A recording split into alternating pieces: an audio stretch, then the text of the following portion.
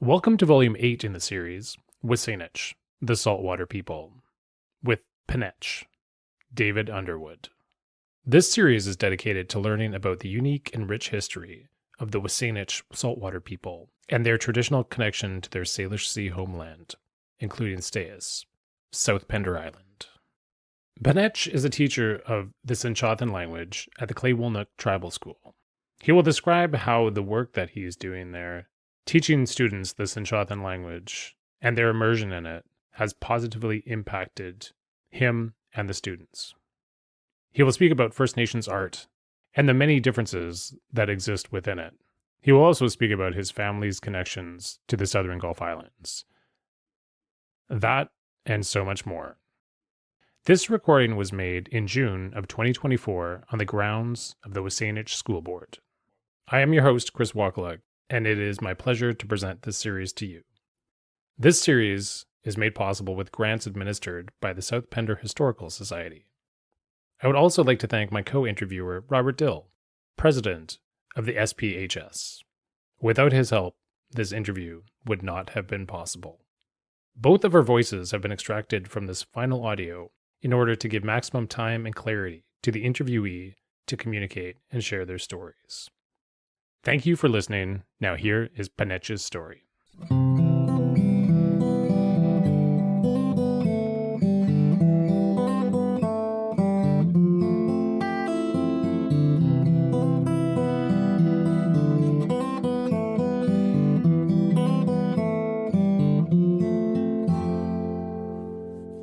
Hej, siyam nas lalet ng tan asa PENÁĆ I ch'ala sen atiyo SÁNEĆ ata lalang at stout o ni tana shweli at kwasinia I kwastane kwasinia ksanaten I kwastane ksanamen nita shweli sla atana ten ksana salsila la at PENÁĆ I kwalthemia I ni ta shweli sla atana men u ni nilta salsila la atlasa at swi khala chap I thiwanamat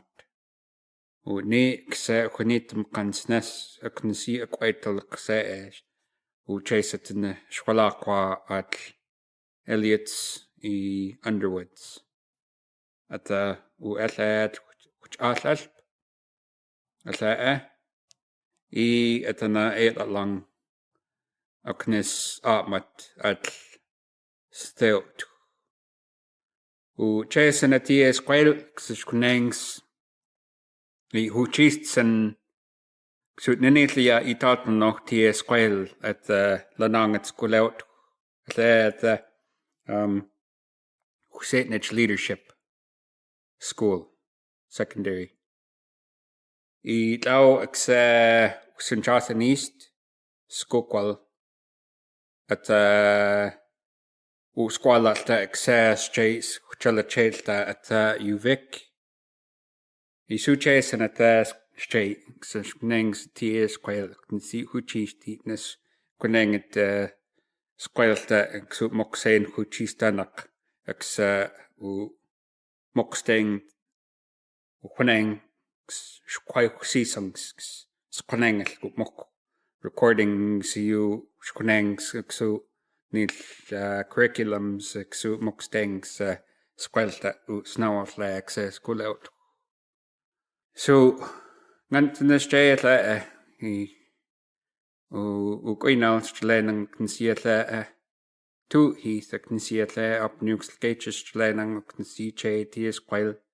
I tu ks anal knsi kwakol I wasn't S1 kwakol at the SENÇOԹEN Nilna thank na squail nilsa u official classification of chaos the SENÇOԹEN so I can see net TL chelak nsu malak nsu kokol So my name is PENÁÄ, and I'm from here. I'm from SÁNEĆ. I come from the SEN쪼TEN village there, the SENÇOTEN Reserve. And I've mentioned who my parents are. Kwasinia is my mother, and Kwastane is my father. And my grandparents on my mother's side are WELÂNEW and PENÁÄ, who I get my name from. PENÁÄ, my grandfather, on my mother's side. And SWICHALACHUP and THIWANAMAT are my grandparents on my father's side. So I come from, in English, I come from the Underwood family in SENÇOԹEN and the Elliott family over here in WELÂNEW. And I work in SENĆOԹEN here. I work with the SANEĆ Leadership School in the immersion program, as well as with the SENĆOԹEN East program in partnership with UVic. I also, just as any language revitalist, language teacher, we wear multiple hats, and we always have work off the side of our desk, so to speak, about developing resources and curriculum. So that's a big part of what makes our job exceptionally busy, is because we're always developing resources to help our programs, to assist our curriculum, to create that atmosphere that, if there's an idea or if there's something that we have to teach, then we have to create it, So there's no curriculum packages for us at all. We make everything. So it's a lot of work. So as a SENÇOԹEN teacher, that's kind of the life for us. And I think everybody's pretty well in agreement with that. They understand that. So I think, the coals that fuel that fire are really the passion that we have for speaking the language, documenting, preserving, and trying to ensure that intergenerational language transmission. That's the thing that, if we're passionate about it, if we're dedicated to the idea of what we're doing, and understanding why it's so important, those are, for us as revitalists, those are like the most valuable resources that one can acquire. And without that determination, might fall by the wayside. So the SENÇOԹEN East program, of course, is a program through UVic. It was traditionally through the Indigenous Education Department, which is an offshoot, of course, of the Education Department. So umbrellas under umbrellas. We're the offshoot of an offshoot, So, but we love the IED department. They've been so good to us, and I've done everything within their capacity to take care of us in our program.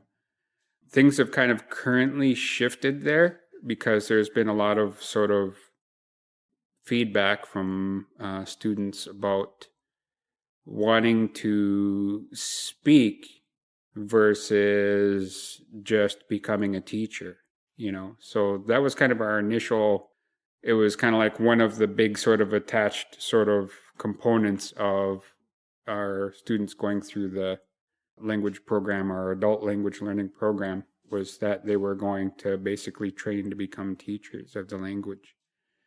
And, there's feedback from students that are saying, I don't actually want to be a teacher. I want to know the language. So we've had enough of that kind of feedback to acknowledge that, but also realizing that we need to start thinking in terms of developing highly proficient speakers. Sometimes those other agendas kind of get in the way. Like you take, for example, some of the criteria for an education program is that they have to run the gamut of all these other requirements, about pedagogy and just, classroom management and stuff like that. I'm not concerned with that at all. I'm just concerned with language.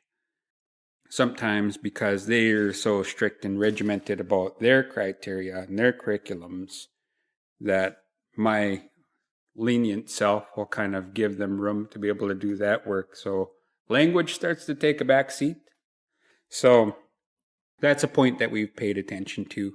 And we've wanted to take the opportunity in shifting to an arts program that they would be able to really focus on language and really become proficient speakers. And that's like one of the biggest things that we want, is just to produce speakers. If they want to become teachers, they can still do the post-degree program, and it works out to be about the same anyways.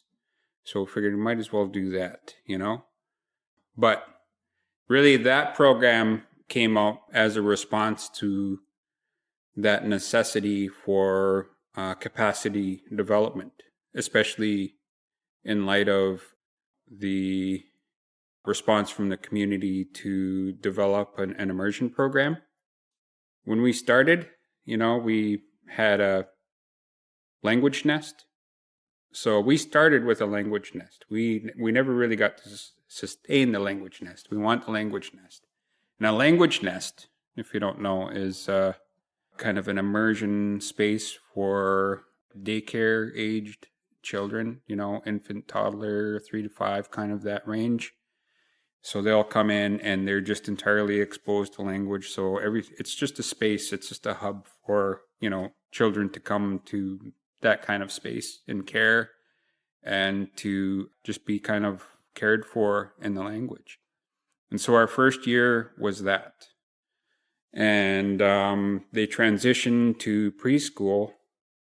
And then it kind of, I think the strategy at the time was to kind of move into nominal role funding for students. So there was grants that were kind of funding the program at the time.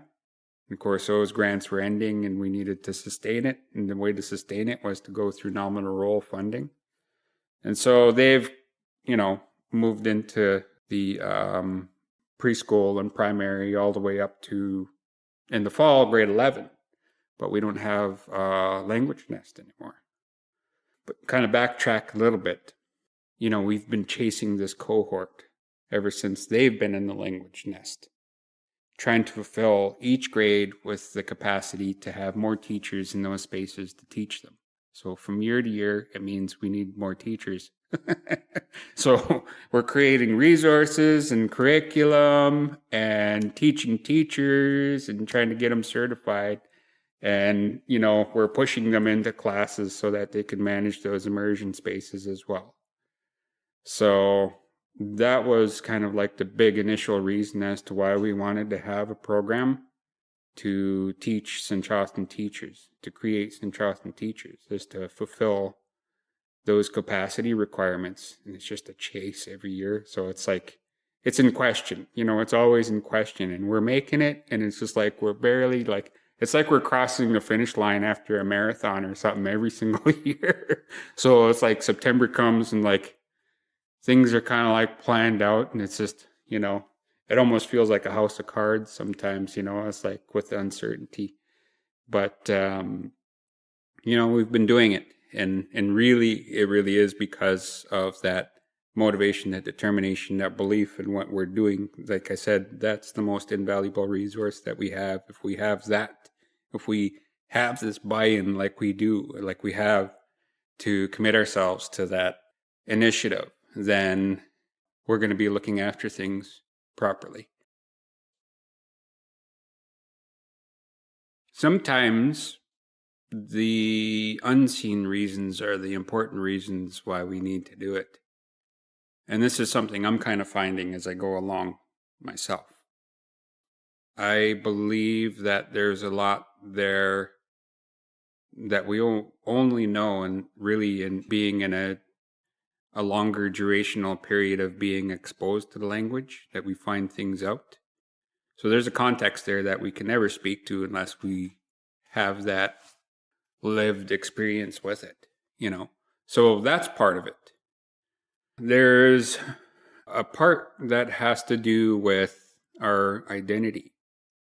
And I can have things in mind about what I want to prescribe. We have teachings, we have cultural practices and things like that. At the end of the day, everybody identifies with the language kind of in their own way, you know?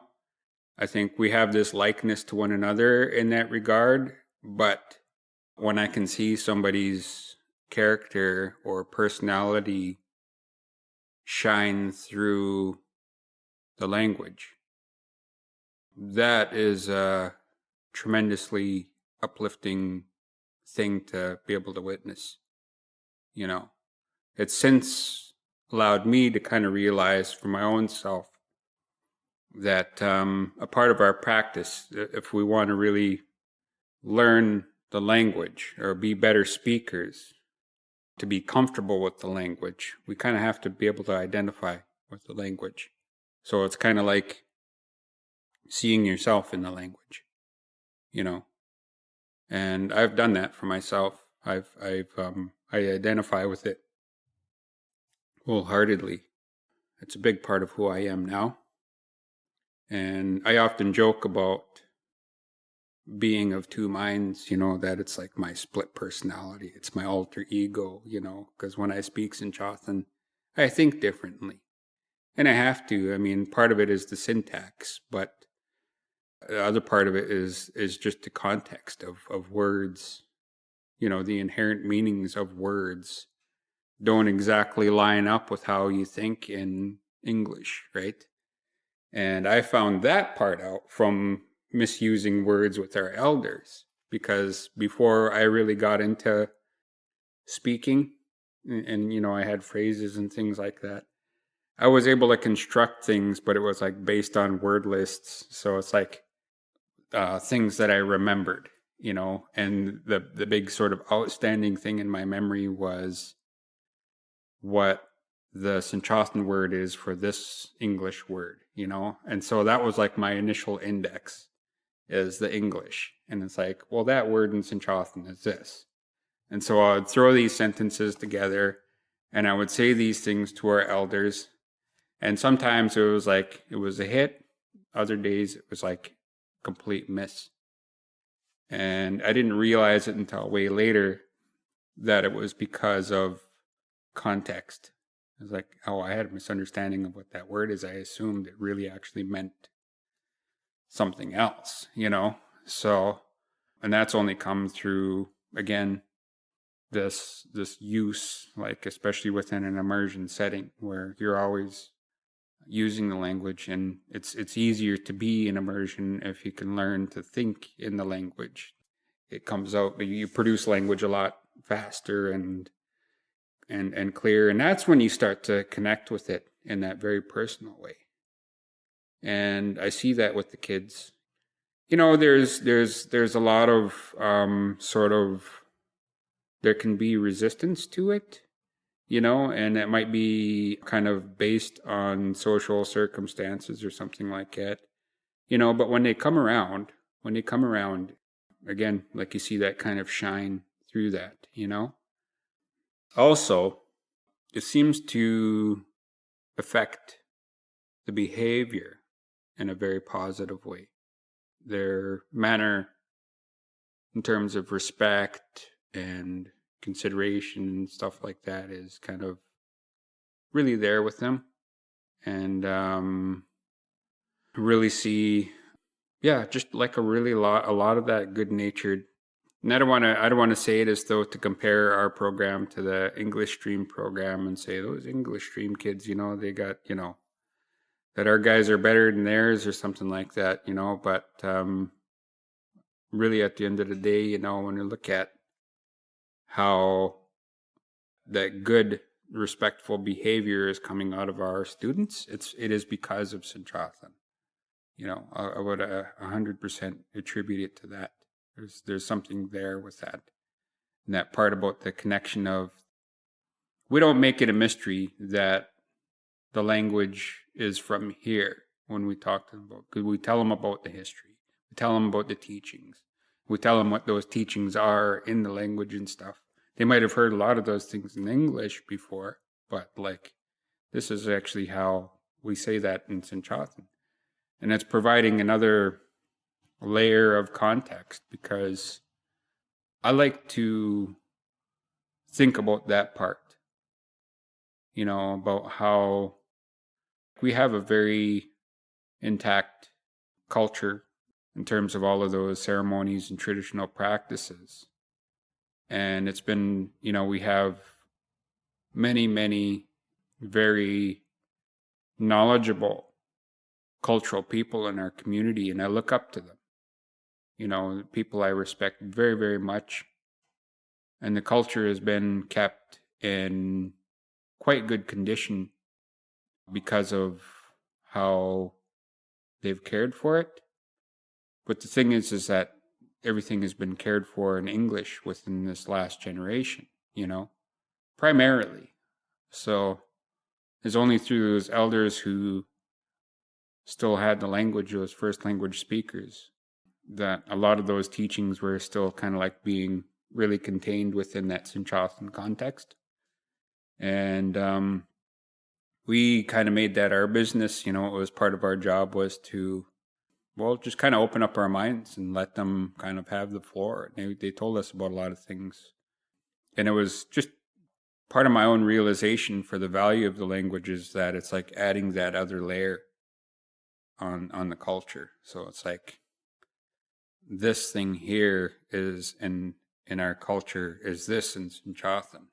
And then it's like how it's named kind of gives you more meaning. It gives you sort of like sometimes it's providing something that's being left out, not on purpose. And a lot of the work, just about all of our work, we have witnesses. It's kind of been kind of like the wide sort of terminology throughout Coast Salish territories as a witness. And they're super important to any of the work that we do. But we have names for that. I'm trying to think of what you call it. And I think it's the same thing in Hulkaminam. It's a different word, but it means the same thing. It's funny we call it witness, but it implies seeing something. And it's not like in SENÇOԹEN it doesn't say, hear instead of see. But like the name for that work is WELÂNEW. WELÂNEW. And we say, yeah, that's a witness. But it actually translates to the one who hears what's taking place. And so it's kind of a slightly different context, but there's emphasis on hearing and understanding and being that they become those sources of our oral history. That's been the practice. Is everybody becomes a historian. Everybody partakes in that. If you've been called to it as a witness, it's a very, very important part. And if they're doing their job like they should, then they should be there for the entirety of the work. And that's about one of the last things that happens is those witnesses will stand up and they'll acknowledge the work that took place. And by work, I mean, the ceremony, whatever it is that it's usually a family passing on a name or a ceremonial rite or something like that, And they'll acknowledge how things were, and they might point things out, or, they might offer a teaching, or it's kind of an opportunity for them to just speak on the work and share their own feelings about it. But it's kind of an indication too that they were paying attention, So it's kind of, it's acknowledging their own responsibility as a witness, But it's just a difference in context, We say witness, we say WELÂNEW.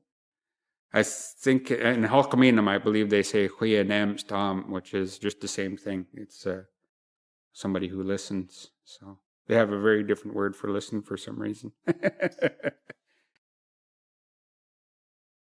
Quasinia, she refers to herself as one of the 75ers, and she was around when there was a lot of protests. There was a lot of resistance. There was a lot of resurgence of indigeneity in our territories at the time, across Turtle Island, as we say, from the Mohawks, Dakotas, pretty much all across the country. And here was no exception. And, she was very much in league with our radicals of the day, But she also took up with language, and her and my uncle, SENÇOԹEN.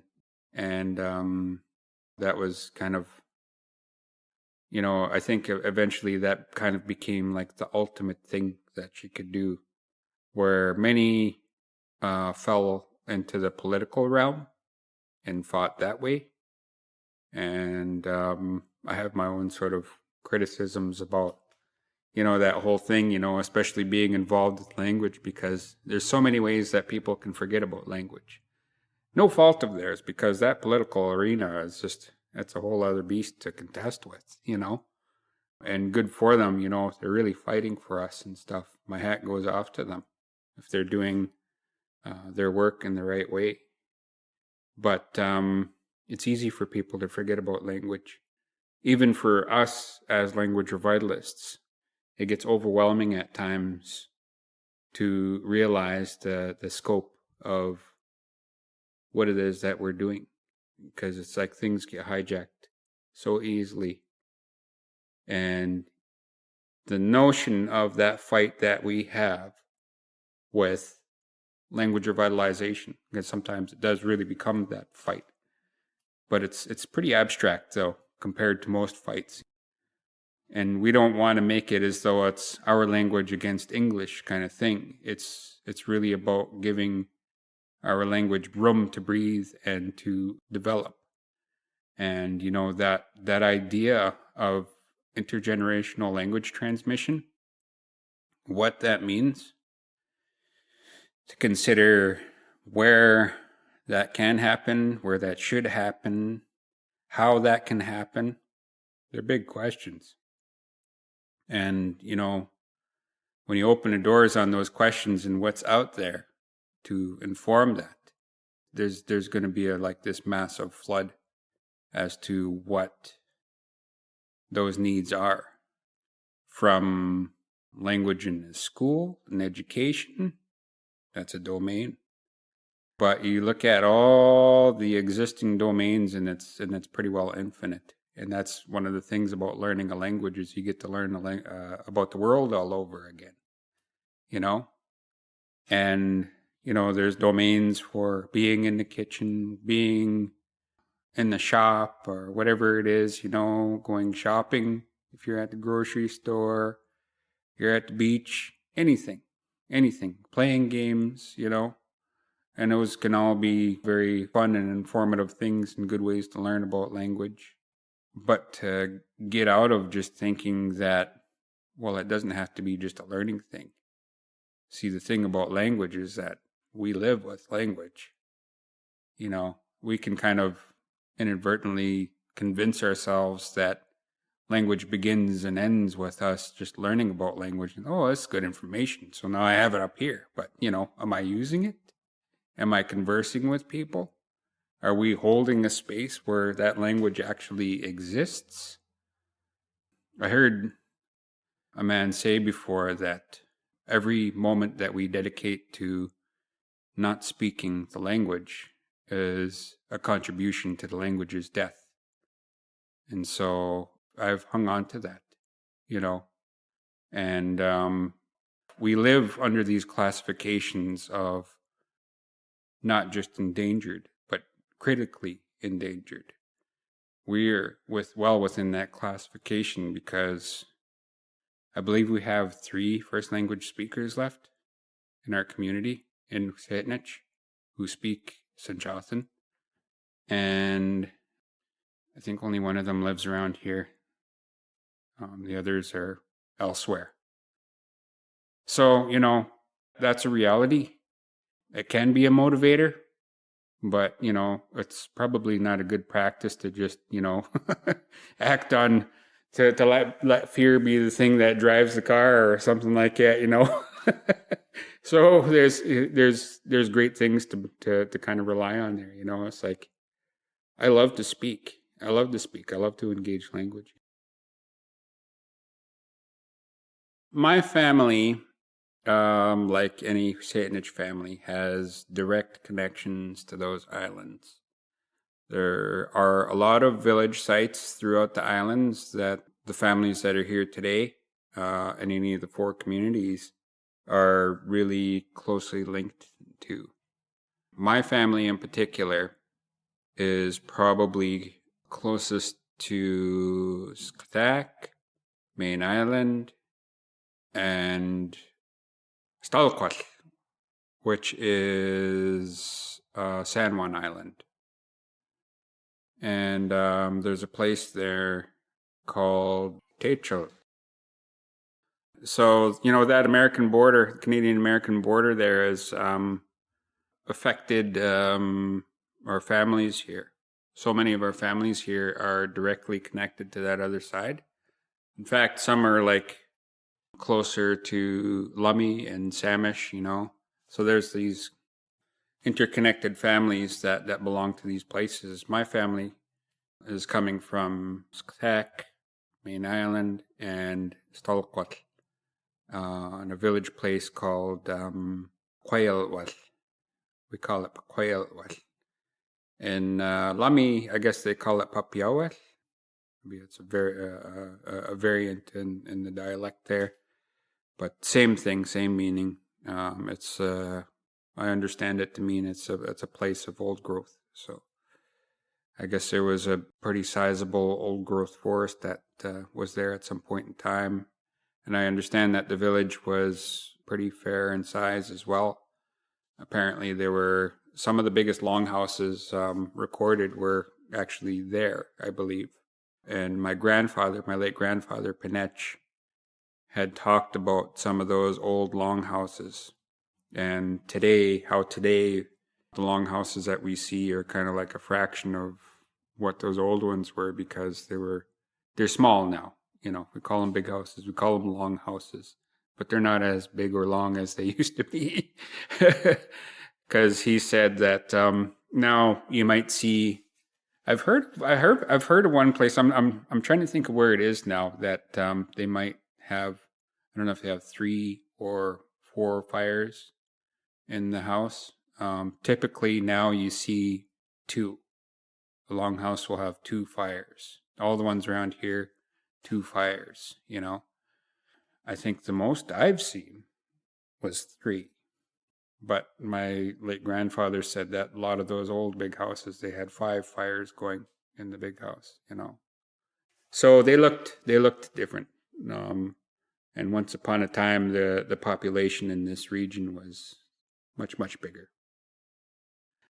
Those are the places I'm really connected to, you know, and I have connections to PENÁĆ and S DÁYES and Tuk-Tuks, and not as close with some of the other families, though. You know, the Claxons, the Pelkeys, Josephs are a lot closer to those ones. That's their more immediate family connections there, as well as to SENČOԹEN, which is Sydney Island, and Tltoss.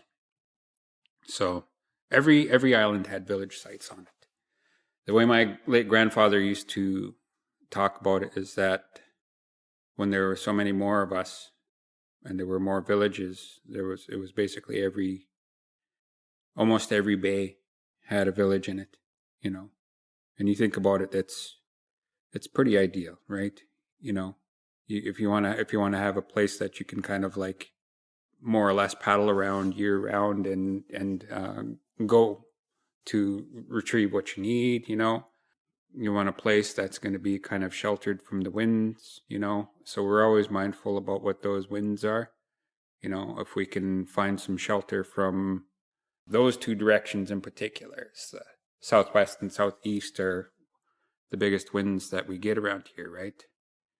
Seldom are they very intense from the northeast. You know, we have our moments, but you know, really those southwest and southeast are the ones to really kind of be concerned with, you know. So, yeah. So, anyways, those are my connections there offhand.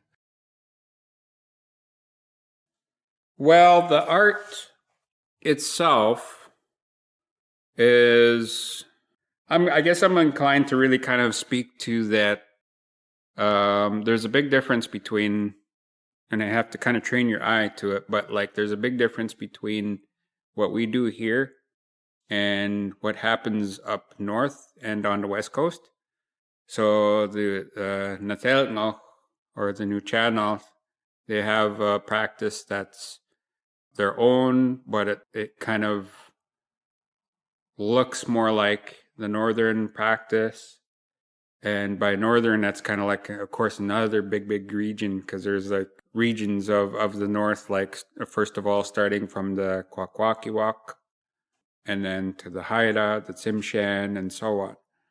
All of those regions, they utilize and practice what's referred to as form lines. They're like these bands that create like, you know, blocks. You know, I guess the famous term is ovoid. And they piece those things together. So they construct things. The big difference between our work and theirs is that we are far more reliant on the process of relief. So the forms are very much relief based. A really good Coast Salish art piece might have some resemblance to northern art in that a big part of the practice is balancing what you have with the piece, right? So balance is a big part of it. So it's kind of, especially in the more contemporary sense, we have a lot more freedom to, in some sense, to practice playing around with the forms and finding the right placement of things. So composition is really important as well. I think it really lends itself to like graphic design in that sense, you know, because those are really some of the key principles of graphic design, you know. But again, Coast Salish art is very much relief based. So you would start out with the kind of like general form or the silhouette of the thing that you have there, you know, like say it's a bear or something like that. So you have that form of the bear in its kind of full form. And, you know, I try to hold myself to that concept of relief. And it's different. It's different on paper. It's different in a digital format or any kind of 2D kind of, it's a newer practice. It's newer practice. So I try to imagine that as though it's a surface to relieve those designs from that form. Because the original practice was from wood, or people carved on all surfaces, you know, instruments that we'd used for different things. Whether it's a house post, now that's a structure, that's a part of the home, you know. Up north, they have totem poles. Totem poles were not actually our thing. We adopted that because it's popular. I think the rest of the world identified us as having to do with that. And I think to kind of appease those sentiments, you know, and to get more recognition, we kind of took to those art forms. But our real true art form in that sense was actually house posts. And they're built right into the home. So they're not typically not freestanding structures. They're, I guess in some sense, we were very pragmatic that way, you know. So there was a lot of utilitarian things, but you know, the practice is always is, as so many of my elders have said, that you breathe life, you breathe new life into those things, and it's part of our teachings, part of our culture, that we don't believe that those inanimate things are lifeless. We believe that they live, that they have a spirit, So when you take those things, it's the artist's responsibility. If you're working with a yellow cedar or red cedar or whatever it is, they have to kind of have this sort of communication with that to help them to create that thing. So then they reveal that, whatever it is, So house posts, spindle whorls, of course I think there's a picture up here, or maybe not. I thought there was. There was a picture in here. Spindle whorls, those little wheels that get attached to, there's probably a spindle whorl in there maybe, in that case over there. But there's that round surface that would basically, now you would put them on a dowel or something like that. And, they use them to like spin wool and stuff like it. Now they have machines that can spin wool and stuff. But the old way, they would set that thing on their lap and they would spin it by hand. And we would create those images on those spindle whorls. And they were meant to be a source of inspiration. So when you're spinning that wool, you could actually watch that thing as that image spins and it abstracts. It becomes kind of another kind of form.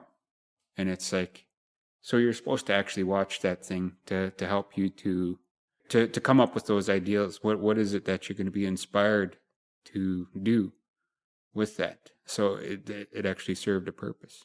A lot of our things were like that. The looms, when we actually weaved, the posts on the looms were carved. Everything, spoons, like you name it, everything was kind of rendered to some kind of artistic kind of form. I mean, not every single thing, but, at some point in time, those things were created in that fashion. So there was a lot of that care. And in our world, that means that it's given some kind of life. It's meant to be cared for in that sense, And when you look at those things, you kind of, sometimes you see them and they really have a presence to them, So you're not gonna look at it the same way again. There's something, especially like, the old things, when you see those things in the museum and stuff like that. And, I got a real love-hate relationship with that whole thing. It's like, on the one hand, I have a lot of appreciation for those things being cared for and preserved and stuff like that. But I know that the historical context in which all those things were obtained is like a completely different matter, So those are all like directly associated with, times that people were commissioned to, rob graves and things like that, And so that's it. That's the reason why our people started burying our people, because that's actually not one of our practices from our ancestors. We decided that it's in our best interest that we do things that way. But they were looked after that way too. We created grave boxes and things like that for people. And they would be contained in those those homes, and they would be returned to their original state, is what I'm told. When they were placed in those homes, they would be rested in a fetal position in that home.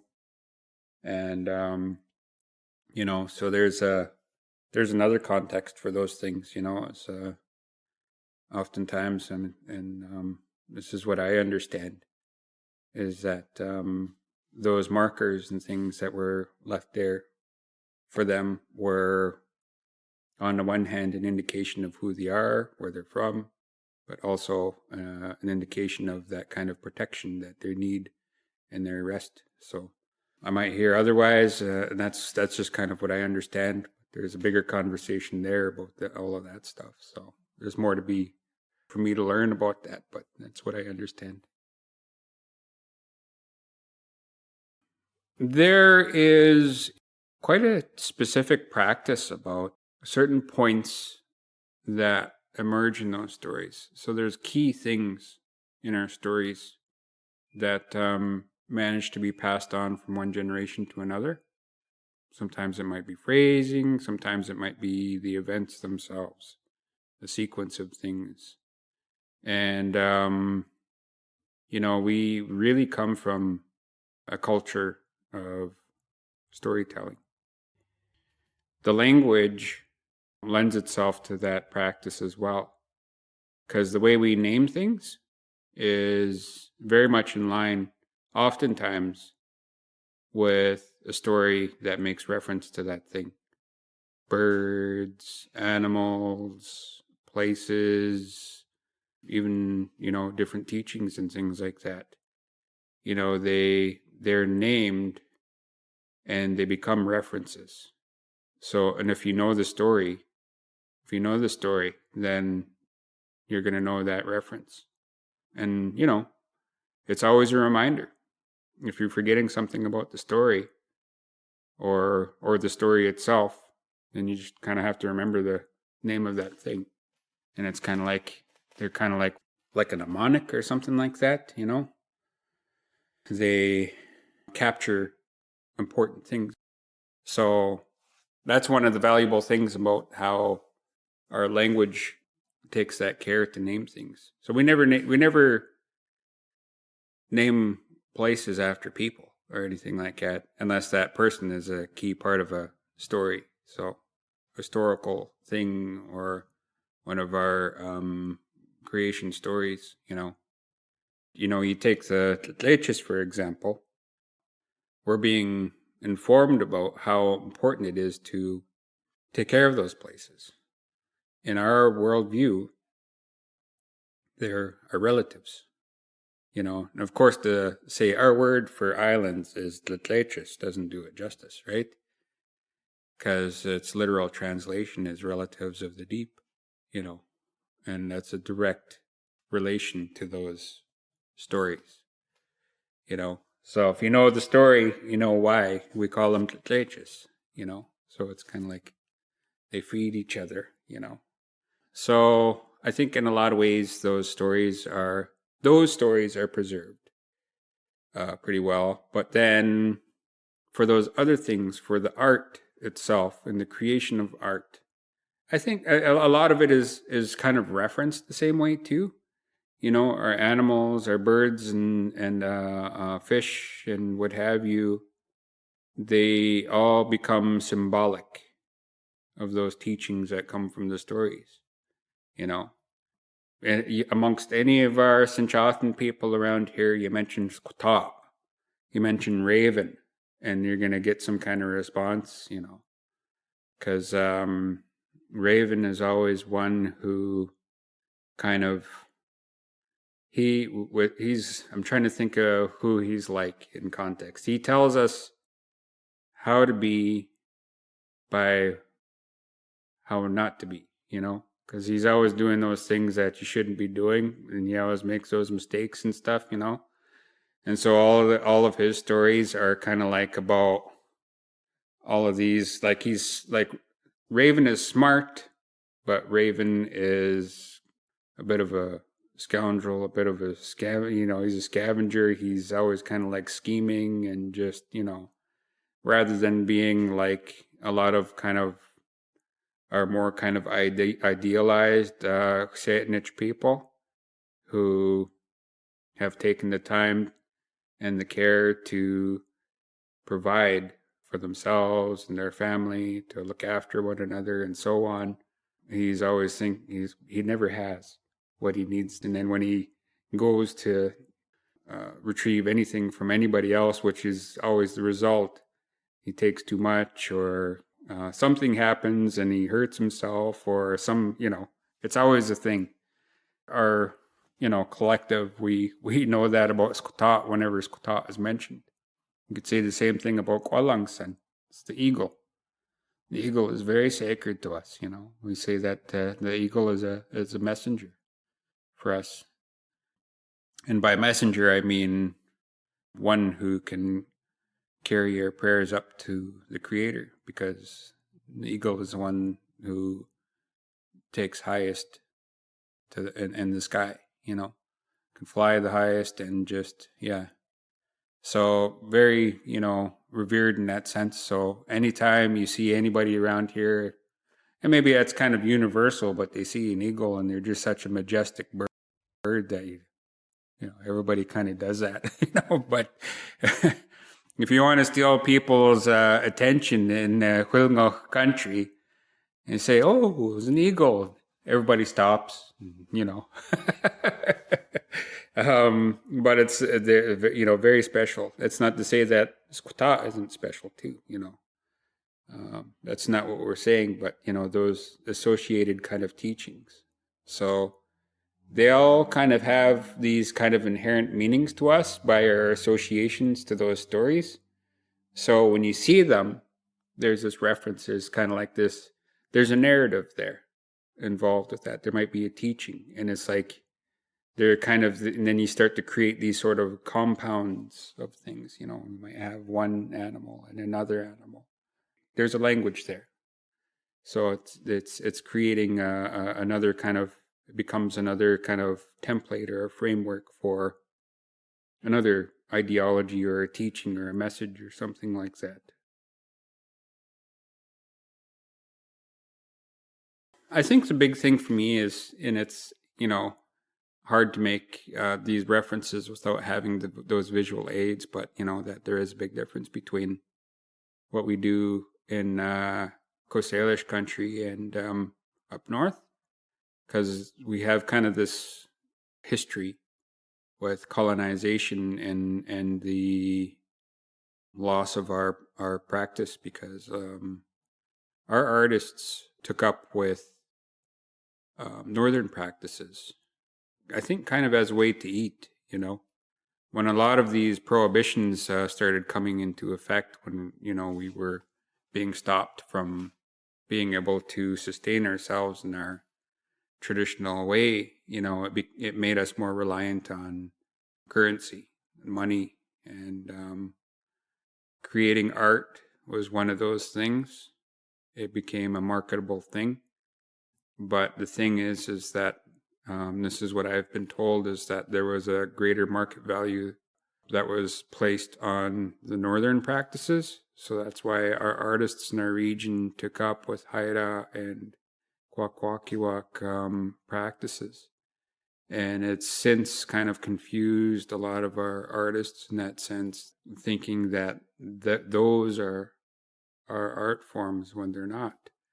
It's beautiful and everything like that, but, to really adhere to those kinds of traditions that we belong to, it's good to be mindful of that, I couldn't bring myself to do any of those art forms now, especially now. I used to, because I was of the school of thinking too. It was like, I think I kind of generalized our artwork too, I think the term might be Northwest Coast art, and there's a lot of art that falls under that umbrella, but I've since, taken notice of all the differentiation, all the ways that you can tell one form to the next. And I'm not as good as being able to identify some of the northern art forms. I could tell you that they are, but I can't tell which one is from which entirely. Part of that's because I'm not in that practice. I'm in Coast Salish art practice. So I can definitely tell mine from theirs, and I've since become, very proud of that, especially having had the opportunity and the privilege really to work with my late Uncle Charles Elliott, his son, we call him Chaz, he's really picked up the torch in that sense and really kind of continued his dad's kind of legacy as being, in a sense, kind of like a successor of that practice. And he's doing amazing things with it too, So I'm seeing a likeness of his dad's work out there. It's his own. He's got his own style, and I could see that now. But it's almost like that family kind of lineage is sort of there, and it's pretty cool to see, But he's lucky he got to have all that time with his dad to work with him that way. Amazing stuff. But I honor and I respect my late uncle so much about all the things that he's done for this revival. And he was one of the ones who really started that, I would be so bold to say that he was the one that started it. But him and Susan Point were kind of like, I think they're around the same time. I think I don't know where the story is there with when she started, if it was just of her own sort of, if she was thinking the same thing around the same time. So it's just like these kind of like minds in different parts who started to research and study and create Coast Salish art again. And so for a while they were kind of like these kind of almost alien things out there, because everybody's sort of notion of what Coast Salish art was just under that Northwest Coast umbrella, which is typically, I would say predominantly Kwakwakiwak and Haida, Bill Reed and so on, right? And I think they represented people on the coast very well for the time that it was. They broke down a lot of barriers and stuff like that. But now we have this opportunity to really express our own unique identity in relation to our traditional art practices, and it's a good time. It's a good time because there are more Coast Salish artists that are emerging, and they're doing amazing things. Yeah. So, Nishal, Aiska. Thank you very much to PENÁÄ for doing this interview. This interview and the entire series has been made possible with funding from the Capital Regional District, the Pender Island Community Resource Center, the SÁNEĆ Leadership Council, SANEĆ School Board, the Pender Islands Museum, and the South Pender Historical Society. Thank you to all these organizations for contributing to make these recordings possible.